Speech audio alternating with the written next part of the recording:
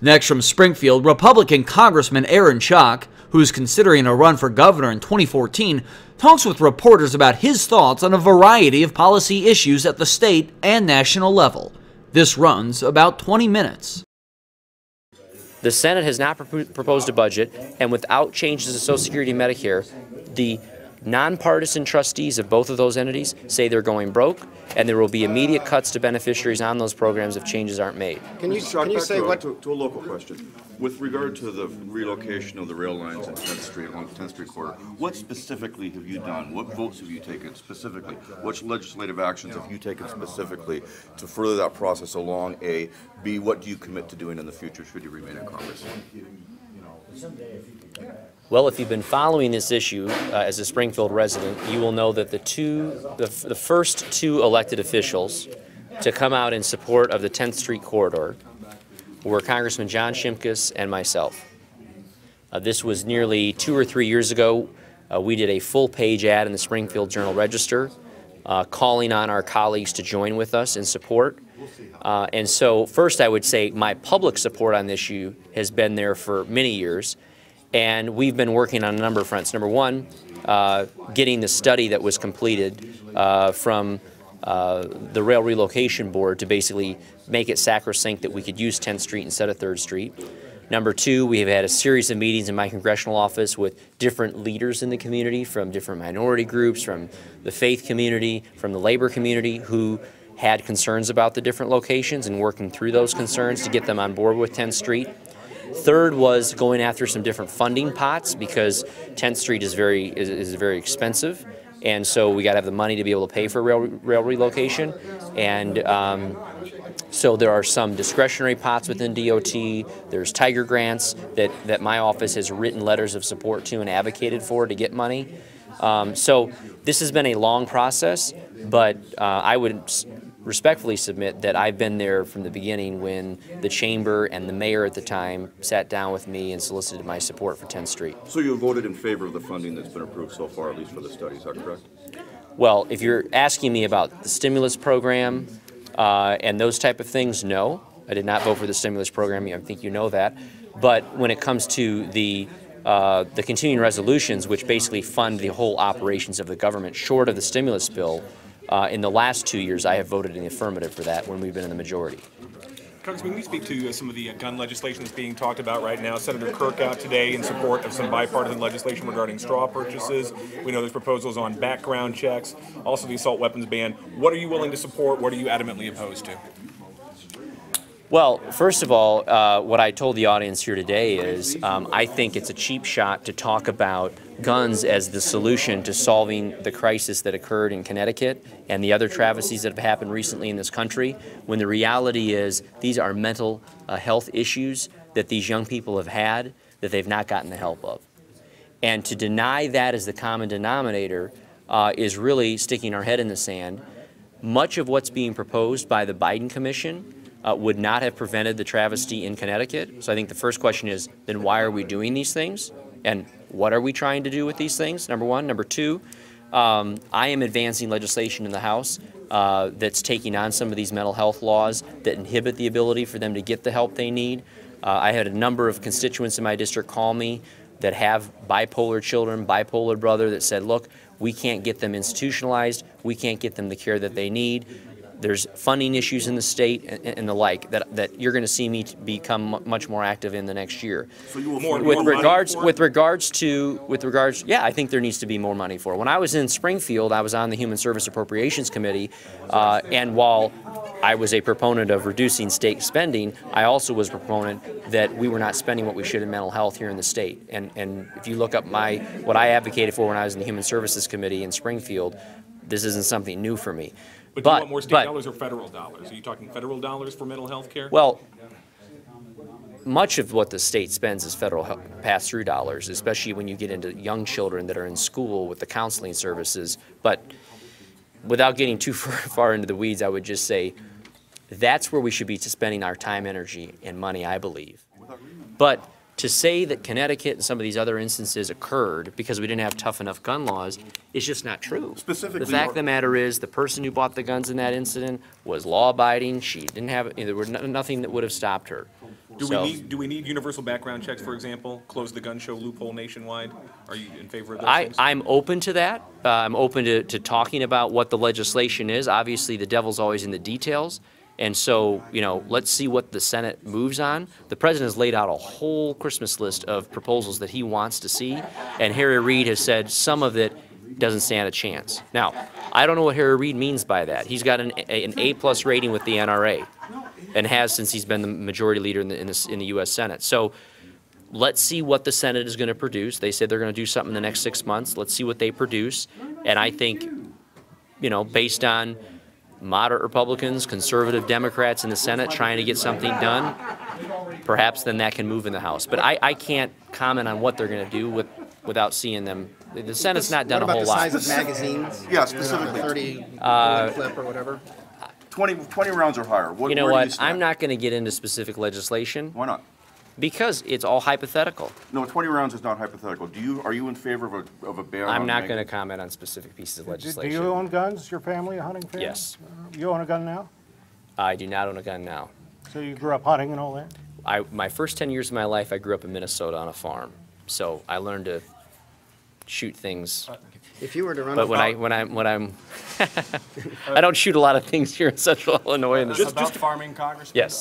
Last year, Congress and the House of Representatives failed to act on the 5-year farm bill. That process was pushed off to a 1-year extension. What are the prospects now for real comprehensive farm legislation to be produced this year? I'm optimistic. The big hang-up, as you know, with the farm bill before the election was primarily over the food and nutrition program, and the Senate Republicans who were opposing the Senate's version of the farm bill and the Senate Democrats who were opposing the House version have basically stood down. They've said they'll go along with the food stamp reforms that the House wanted. And so with that fight out of the way, really the other issues then are dairy and some direct payment issues for peanut farmers and some things that really don't have anything to do with my district, but some of the southern crops. Those are the smaller battles left. And so the food stamp issue being resolved, the food and nutrition program being resolved, I think those other ones will be easier to resolve. Speaker Boehner has told Chairman Lucas of the Ag Committee to put forward a 5-year bill. And so I think that I hesitate to say for sure, but I'm optimistic that we can make something happen. About those farmers in your district, though, are crop insurance subsidies, maybe potentially more cuts there, are they on the table now that this bill will be discussed for a new Congress? Well, I think that based on the bipartisan support of the House version and the Senate version, both of which maintained the crop insurance program as it is today, because that was in the House version and the Senate version that passed this summer, I would say the crop insurance as it stands today in its current form stands a very good chance of continuing in whatever new bill there is. Again, I can't say for certain until the bill's put together, but the fact that the House's and the Senate's version preserve the crop insurance program as we know today, I think that the final package would do the same. Congressman, if you were to run for governor, who would you want to be your running mate? Well, Bernie, first I got to make that decision on whether I'm going to run. And how are you close interested? are we on that? I'm too short for that job. How close are you on the decision? You know, I think now that the November election is over, I think that, you know, people that are looking to run in 2014, whether they're running for Congress or governor or dog catcher, should probably make up their mind in the next 6 months. Well, whose seat is warm when you say guys only know how to lose elections and they ought to get out and let somebody real run for governor? You made some comment like that in Chicago. I think the headline writers wrote things that I didn't say. I didn't tell anybody not to get out, but I did say that there are some people who have lost elections that I think need to really look at whether or not they stand a good chance of winning. Well, who are you to say that? Well, they asked me the question. The newspaper reporter Oh, I said, do you see. think Oh, I see. that people that lost elections should continue to run?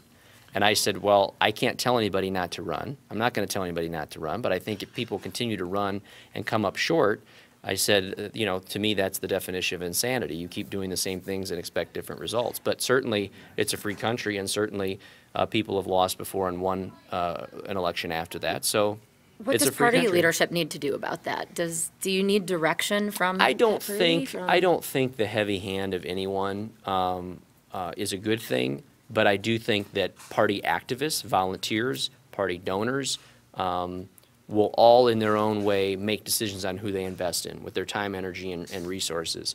And to the degree people make those decisions on where to invest, I think people will begin to coalesce around a candidate or perhaps a couple of candidates. You're seeing as a guy with a bright future on Capitol Hill, how much of your thinking revolves around potentially giving that up to run for governor as a Republican in a blue state? Is that part of your equation? Anytime you run for office, there's a certain level of risk involved. And my job right now is in Congress, but I am looking at where I think I can do the most good. And if I decide that I think I can do the most good and be successful at running for governor, then I'll make that decision. If I think I can do the most good where I am currently in Congress, then I'll seek re-election to this seat. Well, where's the Illinois GOP gone wrong? Where have they gone wrong, if so? Well, who said they've gone wrong? Well, they've got only 19. See, now you're putting words in my mouth Mr. McCann again. is one of only 19 in his caucus. They could have a caucus in probably the men's room or ladies' room of this restaurant. There are calls for Mr. Brady to get out because he's apparently in favor of the pressing issue of gay marriage, which I know everybody's, it's far more important than our wars or our economy. So I think there's a perception that the Republicans are not on a roll in Illinois. Well, first, to the fact that we are in the superminority in the Illinois House and Illinois Senate, I would say first that I don't believe is a result of a ringing endorsement of the current majority's job performance. I think the pickups in Democratic seats in the House and the Senate here in Illinois was a function of two things. Number one, a very popular president from his home state doing very well in his second term re-election. And second, the fruits of victory from the governor's race in 2010, where because the Democrats control the House, the Senate, and the governor, they drew very, very attractive maps for candidates in the U.S. House as well as in the State House and State Senate. And Democrats not only have a supermajority in the House and the Senate, but Republicans lost 5 congressional seats in Illinois. So that I don't believe was, necessarily a function of the performance here in Springfield, but because they controlled redistricting. What do we need to do going forward? Number one, I think we need a Republican governor, regardless of who it is, to act as some counterweight to the majorities in the State House and the State Senate. The only way you're going to get two parties in this state in the next election, I believe, will be by winning the governorship. Second, it's through redistricting reform. I was a supporter when I was in the State House of a smart map, a piece of legislation to draw lines similar to Iowa and other states to take the hands out of the political process so we don't get these gerrymandered congressional districts and State House and State Senate seats. Making districts more competitive will not only make things more fair politically, but I think you get better policy when you don't have hyper-partisan members of the legislature or of the Congress. So then beyond that, we got to make sure that our candidates are positive. We can't have people saying stupid things that are running for office that reflects on all of us as a family.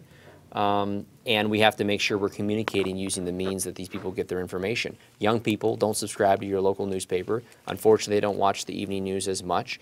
They use different means to get their information. Different minority demographics watch different television stations, use different means to get their information.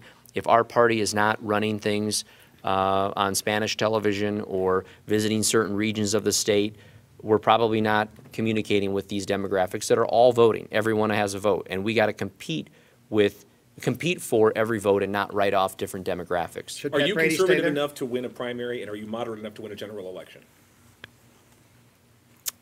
If I run, we'll see. Should Pat Brady still be the chairman? Well, as I just described, I don't think the heavy hand works in anything, right? And whether we're telling people to get out of races or we're telling people who can and can't serve, ultimately that will be a decision for the State Central Committee, of which I do not serve. So I'll leave it up to the State Central Committee to decide. But I think Pat Brady, from my understanding, has laid out a plan for where he wants to take the party this next 2 years. And unless somebody else steps forward competing for that job with a better plan or a better vision, then I can imagine the State Central Committee would probably keep him. But it's up to the State Central Committee. Do you have a stand on gay marriage, by the way? Because that was the issue that got him in trouble. Because was he correct to say it, and do you agree with his view? No, I have not supported gay marriage in any of the votes that I've cast and statements that I've made. Was it wrong for him to come out in favor of same-sex marriage in Illinois? Look, he's an American citizen. He can say, I mean, everybody's entitled to their own beliefs. Yeah, but as I a think, party leader. So, I mean, again, he didn't ask me, so I didn't have any conversations with him. And so, you know, perhaps had we talked before he went out and said what he said, I would have advised him, given my advice then. But at this point, it's water over bridge, and you know, I think what's important is for our party to unite and move forward. And why don't you support that issue, by the way? Well, I just haven't. I mean, is there a reason? You know, I mean, it seems to be a few states have passed it. Obviously, the needle is moving in a lot of polls, and I'm just wondering what the reason is.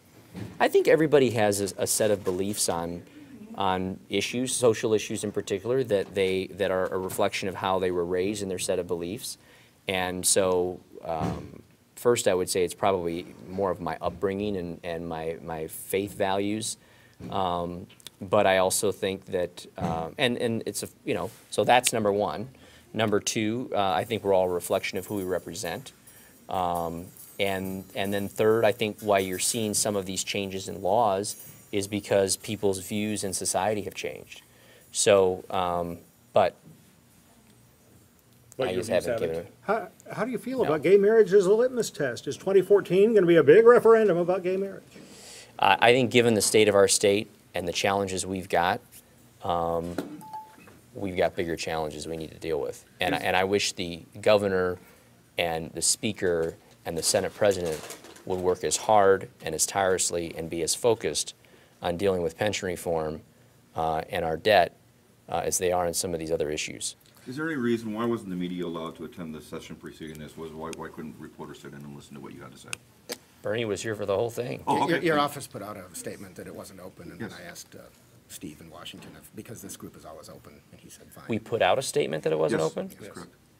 Well, I think we put out a media advisory, so. I can show you Yeah, right it here. says on it. Next time, we'll just make it a free-for-all if we're not to follow the rules. He didn't know that it wasn't. So what does it say? You're not welcome? Closed to the media, I think is what it said. Okay, well, you were here, so if others wanted to come, you're welcome. Yeah, closed to press. Closed right to there press, yep. At noon, closed to press. Close to press. Well, Can Well, I mean, Congressman, could you- Any particular reason, is that just a screw up on your part, or how did that come about? I'm just telling you, Bernie was allowed in, so if you, I mean, I just think it's important to have media availability so you all can ask your No, I questions appreciate that, and but- all of that. So if you have to come for an hour, sometimes people say, hey, can we catch you before? Can we catch you after? Can we catch you in the middle? And so it's more efficient. When I gave a speech tonight in Quincy, we're doing a media availability before the speech. If people want to stick around and hear me speak for an hour and a half, they're certainly welcome to. Nothing I've told you here today is different than what I told them at lunch. I think Bernie's probably got it all recorded, so.